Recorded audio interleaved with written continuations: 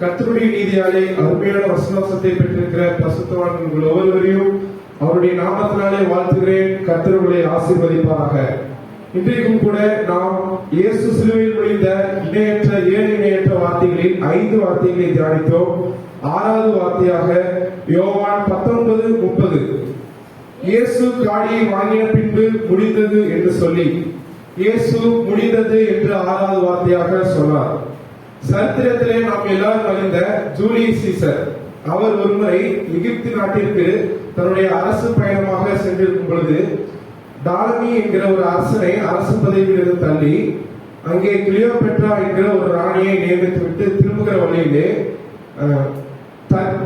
தற்போதைய துருக்கி நாட்டிலே பர்னாசேஸ் என்கிற ஒரு அரசனோட போர் புரிந்தார். அந்த போரிலே வெற்றியும் பெற்றார். அந்த வெற்றி செய்தியை தன்னுடைய ரோம செனட்டுக்கு அறிவிக்க 3 வார்த்தைகளே தன்னுடைய வெற்றி செய்தியை அனுப்பினார். லத்தீன் மொழியிலே வினி விசி விடி, அதாவது தமிழிலே கண்டேன் வந்தேன் கண்டேன் வென்றேன். தன்னுடைய வெற்றி செய்தியை 3 வார்த்தைகளிலே ஜூலியஸ் சீசர் அனுப்பினார். ஆனால் நம்முடைய ஆண்டவராக இயேசு கிறிஸ்து சிலுவையிலே தம்முடைய வெற்றி செய்தியை முடிந்தது என்று சொல்லி ஒரே வார்த்தையாக வெற்றி முழக்கமிட்டார். இந்த முடிந்தது என்கிற அந்த வார்த்தை ஒரே சிறிய வார்த்தை தான், ஆனால் ஒரு சிறந்த வார்த்தை. ஆமென். பொதுவாகவே அவருடைய வார்த்தை என்பது ஒரு வல்லமை உள்ளது, ஒரு கிரியை செய்கிற ஒரு வார்த்தை.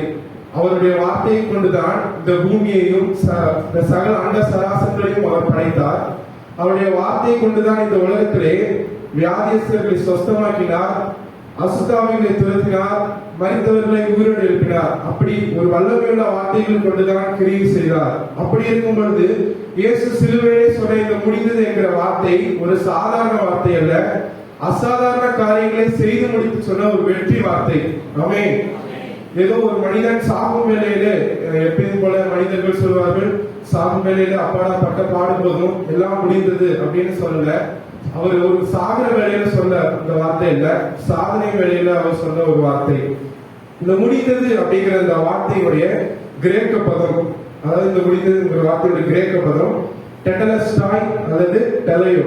இந்த வார்த்தையின் இந்த டெட்டலஸ்டாய் அப்படிங்கிற வார்த்தைக்கு 3 அர்த்தங்களை நாம் பார்க்கலாம். அதாவது நிறைவடைய செய், முடிவுக்கு கொண்டு வா, பரிபூர்ணம் என்ற அர்த்தங்களை சொல்லலாம். இதற்கு இந்த டெட்டலஸ்டா என்கிற வார்த்தைகளை வேதாகமத்திலே சில இடங்களிலே பயன்படுத்தி இருக்கிறார்கள்.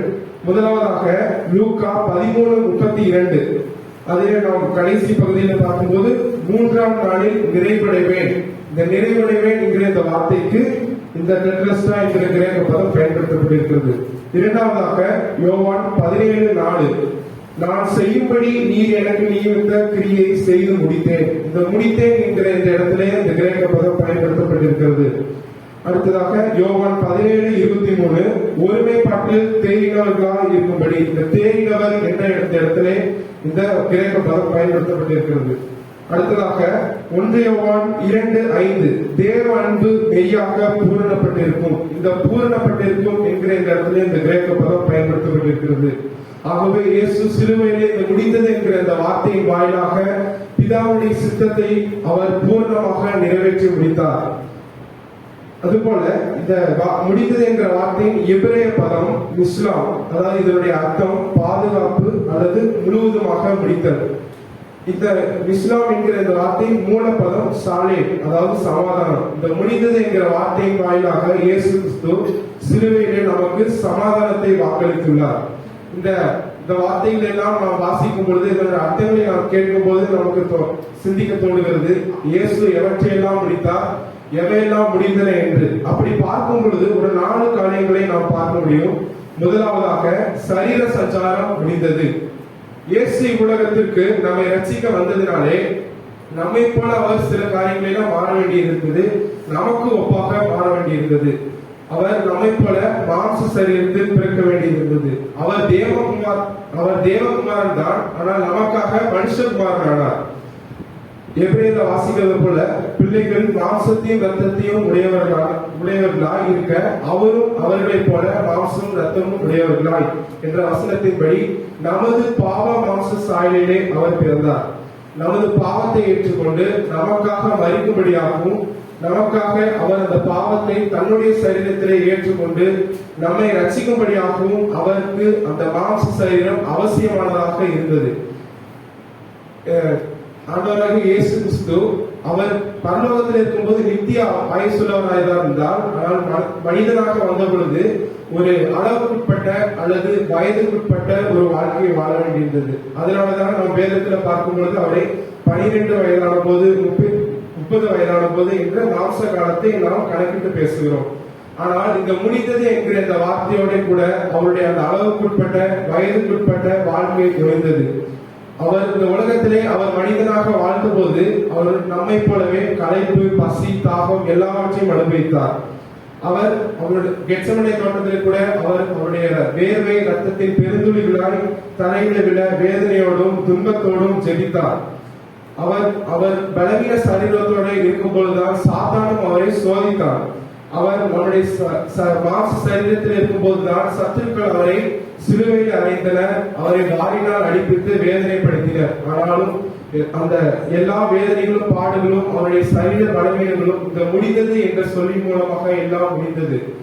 இவர் இந்த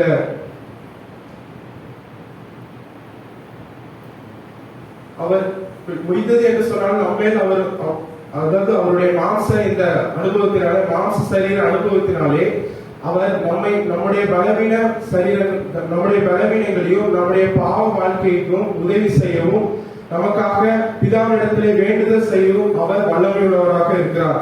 ஆமென். இப்படியாக அவர் தன்னுடைய மாம்ச சரீரத்தை சிலுவையிலே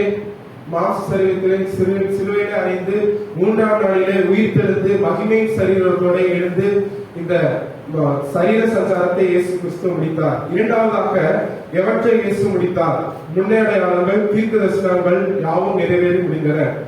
பிதாவாகிய தேவன் தன்னுடைய குமாரனை இந்த உலகத்துக்கு அனுப்புவதற்கு முன்பாக பற்பல விதமாய் இந்த தீர்க்கதரிசிகள் மூலமாயும் முற்பிதாக்கள் மூலமாயும் வெளிப்படுத்தினார். இயேசு கிறிஸ்துவின் பிறப்பை மேசியாவை கொண்டு பெரிய ஒரு ரட்சிப்பு வரப்போவதை தீர்க்கதரிசிகளுக்கு முன்னறிவித்து இருந்திருந்தார். முற்பிதாக்களும் அதற்கேற்ற விதமாய் முன்னடையாளர்களாக வாழ்ந்தார்கள்.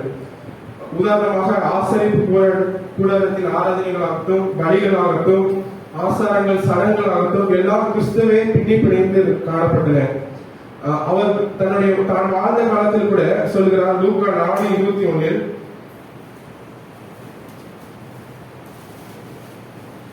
அவர் அந்த ஏசாயா புஸ்தகத்தை வாசித்துவிட்டு சொல்கிறார், உங்கள் காதுகள் கேட்க இந்த வேத வாக்கியம் இன்றைய தினம் நிறைவேறிற்று.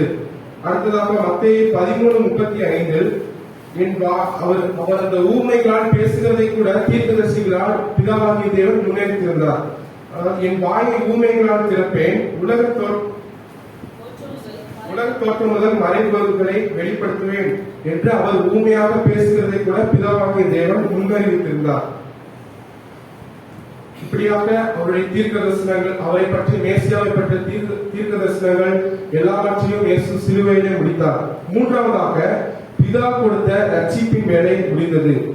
அவர் உன்னதமான அந்த மகிமையிலிருந்து உலகத்திற்கு வந்தவர் ஒரு நோக்கமற்று ஒரு காரியமற்று அப்படி அவர் இந்த உலகத்திற்கு வரவில்லை.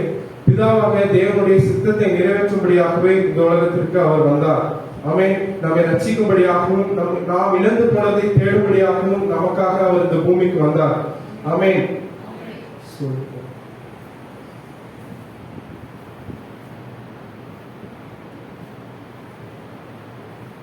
இந்த உலகத்திலே மனுமக்கள் யாவரும் தேவனுடைய வழியை விட்டு கெட்டு போய் கொண்டிருக்கிற காலத்திலே அவர் தன்னுடைய பிதாவின் சித்தத்தின்படி அவர் இந்த மகாபலி ரட்சிப்பின் அந்த வேலையை செய்யறதுக்காகத்தான் இயேசு கிறிஸ்து இந்த பூமிக்கு வந்தார்.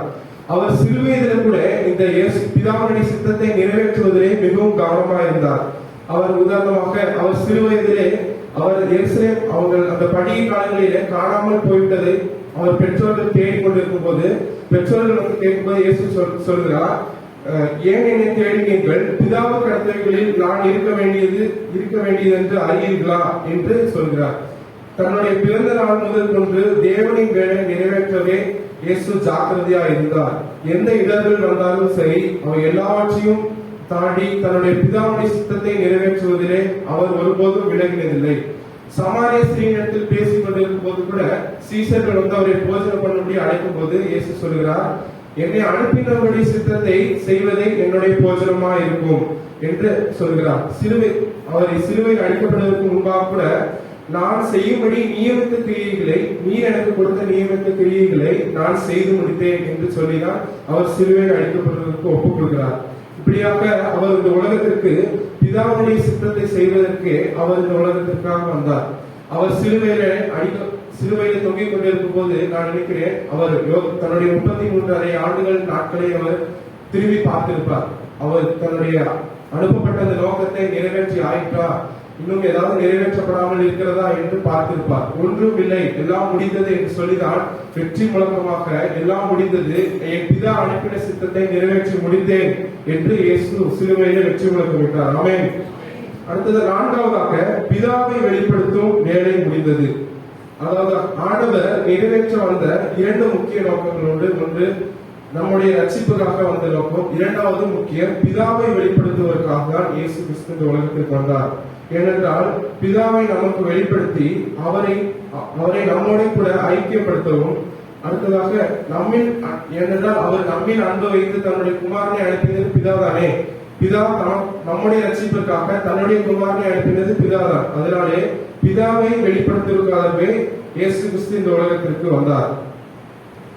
பிலிப்பு கூட ஒருமுறை இயேசுவினிடத்தில் கேட்கும்போது, எங்களுக்கு பிதாவை காண்பியும், அது போதும் எங்களுக்கு என்று சொல்லும் போது இயேசு விசாரப்பட்டிருப்பார். நான் வந்த நோக்கமே பிதாவை காண்பிப்பதற்காக தான். நான் இவ்வளவு நாள் உங்களிடம் இருந்தும் நீங்கள் அறியவில்லையா? என்னை கண்டவன் பிதாவை காண்கிறான், என்னில் அன்பு கூறுகிறவன் பிதாவில் அன்பு கூறுகிறான், என்னை கனப்படுகிறவன் பிதாவை கனப்படுகிறான், என்னை விசுவாசிக்கிறவன் என்னை அல்ல பிதாவையே விசுவாசிக்கிறான் என்று இயேசு அவர்களுக்கு சொல்லிக் கொடுத்தார். ஆமென். இப்படியாக இயேசு தனக்கு கொடுக்கப்பட்ட இந்த 4 வேளையும் சரியாக செய்து முடித்தார். அப்புறம் சரித்திரத்திலே நான் உங்களுக்கு ஒரு 6 நபர்களை உங்களுக்கு காண்பிக்க வருகிறேன். அதில் முதல் 3 மனிதர்கள் தங்கள் வாழ்க்கையில தோல்வி பெற்றவர்கள், அடுத்த 3 மனிதர்கள் தன்னுடைய வாழ்க்கையில வெற்றி பெற்றவர்கள். முதலாவதாக நாம் எல்லாரும் அறிந்த தி கிரேட் அலெக்சாண்டர். அவர் எத்தனை வெற்றிகளை குவித்தாலும் தன்னுடைய மரணத்தின் போது சொல்கிறார், தன்னுடைய இறுதி ஊர்வலத்திலே தன்னுடைய 2 கைகளையும் தன்னுடைய கல்லறைக்கு வெளியே விட வேண்டும் என்று. ஏனென்றால் இந்த உலகம் அறிய வேண்டும், இந்த கிரேட் அலெக்சாண்டரால் தன்னுடைய கைகளவு கூட தன்னுடைய கல்லறைக்கு ஒன்றும் கொண்டு போக முடியவில்லை. பிறக்கும் போதும் ஒன்றும் கொண்டு வரவில்லை, இறக்கும் போது ஒன்றும் கொண்டு போகவில்லை என்று இந்த உலகம் அறிய வேண்டும் என்று இந்த கிரேட் அலெக்சாண்டர் சொல்கிறார். 2வதாக சிசர் ராட்டஸ் என்கிற ஒரு சவுத் ஆப்பிரிக்க நாட்டை உருவாக்கின ஒரு மிகப்பெரிய தலைவர். அவர் தான் மறிக்கும்போது தன்னை சுற்றி இருந்தவர்கள் சொல்கிறார், நான் செய்து முடிக்க வேண்டிய பணிகளும் அதிகம், ஆனால் செய்திருப்பதோ மிக மிக குறைவு என்று வேதனையோடு சொல்லி மறுத்தாராம். இந்த உலகத்திற்காக ஓடி ஒரு நாட்டுக்கு தலைவராக இருந்தாலும் இந்த உலகத்திற்காக பிரயாசப்பட்ட ஒரு மனிதன் தன்னுடைய வாழ்க்கையில் ஒரு நிச்சயம் மட்டும் அளிக்கிறார். 3வதாக இந்த நெப்போலியன் தன்னுடைய மரணத்தை தருவாயிலே சொல்கிறார், எல்லாரும் புகழ்கிற இந்த மாவீரன் நெப்போலியனுடைய விதி மரணம் மட்டுமே என்று ஒரு வேதனையோட வார்த்தையாக சொல்லி முடிக்கிறார். அடுத்த இந்த 3 மனிதர்கள், முதலாவதாக அப்போஸ்தலனாகிய பவுல். அவர் நல்ல போராட்டத்தை போராடினேன், ஓட்டத்தை முடித்தேன், விசுவாசத்தை காத்துக் கொண்டேன் என்று ஒரு நிச்சயத்தோடு அவர் சொல்லி முடிக்கிறார் தன்னுடைய வாழ்க்கையை. 2வதாக வில்லியம் கேரி.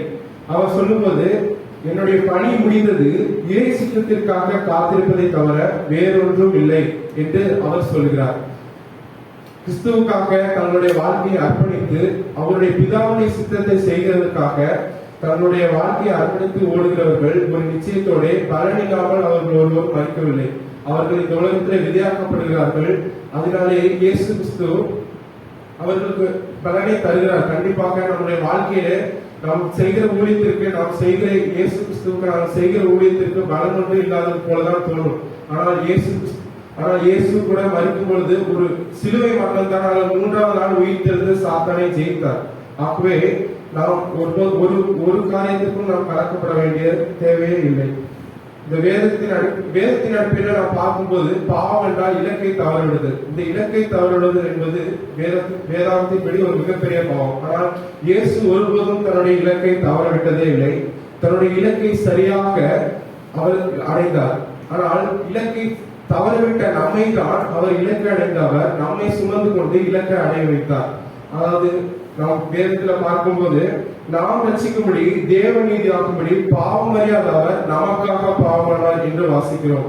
ஆகவே இலக்கை தவறிவிட்ட நம்மை தான் அவர் இலக்கை அடையும்படி சுமந்து கொண்டு இலக்கை அடைய வைத்தார். இயேசு கிறிஸ்து சிலுவையிலே முடிந்தது என்று சொன்னதனால உண்டான ஒரு 6 நன்மைகள்.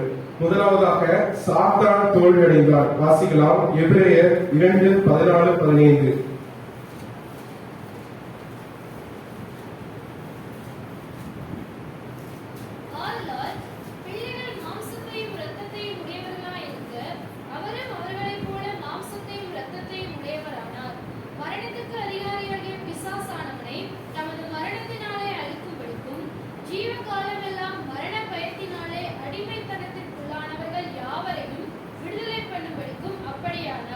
இயேசு சிலுவையிலே நமக்காக சாத்தானை தோற்கடித்து நம்மை விடுதலையாக்கும்படியே அப்படியானார்.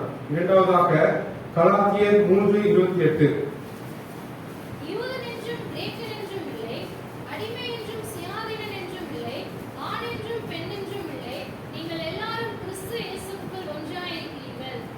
இயேசு சிலுவையிலே மரித்ததினாலே யூதர் புறவினத்தார் என்ற ஒரு திரை கிழிந்து அந்த பிரிவினை அகற்றப்பட்டது.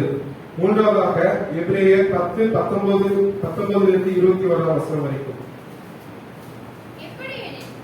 ஆகையால் சகோதரரே, நாம் பரிசுத்த ஸ்தலத்திலே பிரவேசிப்பதற்கு இயேசுவானவர் தமது மாம்சமாகிய திரையின் வழியாய் புதிதும் ஜீவனுமான மார்க்கத்தை நமக்கு உண்டுபடியால் அந்த மார்க்கத்தின் வழியாய் பிரவேசிப்பதற்கு அவருடைய இரத்தத்தினாலே நமக்கு தைரியம் உண்டாயிருக்கிறபடியாலும் தேவனுடைய வீட்டின் மேல் அதிகாரியான மகா ஆசாரியர் நமக்கு ஒருவர் இருக்கிறபடியாலும் துர்மனசாட்சி நீங்க தெளிக்கப்பட்ட இதயம் உள்ளவர்களாயும் சுத்த ஜலத்தினாலே கழுவப்பட்ட சரீரம் உள்ளவர்களாயும் உண்மையுள்ள இதயத்தோடும் விசுவாசத்தின் பூர்ண நிச்சயத்தோடும் சேரப்படுவோம்.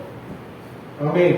பிதாவாகிய தேவனிடம் நேரடியாக செல்லும் பாக்கியம் நமக்கு கிடைத்தது. இயேசு சிலுவையிலே முடிந்தது என்று சொன்னதன் வாயிலாக பிதாவாகிய தேவனிடத்திலே நேரடியாக செல்லும் ஒரு பாக்கியம் நமக்கு கிடைத்தது.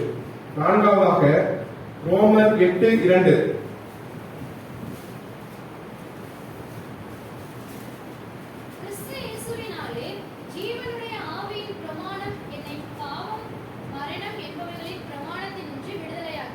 ஆமென். பாவத்தின் வல்லமை நம்மிடத்திலிருந்து அகற்றப்பட்டது. இயேசு கிறிஸ்து சிலுவையிலே நமக்காக பாவத்தின் வல்லமையை அகற்றினார். ஐந்தாவதாக 1 கொரிந்தியர் 6:19-20. உங்கள் சரீரமானது நீங்கள் தேவனாலே பெற்றும் உங்களில் தங்கியும் இருக்கிற பரிசுத்த ஆவியினுடைய ஆலயமாய் இருக்கிறது என்றும் நீங்கள் உங்களுடையவர்கள் அல்லவென்றும் அறியீர்களா? கிரயத்திற்கு கொள்ளப்பட்டீர்களே. ஆகையால் தேவனுக்கு உடையவைகளாகிய உங்கள் சரீரத்தினாலும் ஆவியினாலும் தேவனை மகிமைப்படுத்துங்கள். ஆமென். எல்லாருக்குமான பாவத்தின் கிரயம் நமக்காக செலுத்தப்பட்டது. ஆறாவதாக கடைசியாக கொலோசியர் 1:14.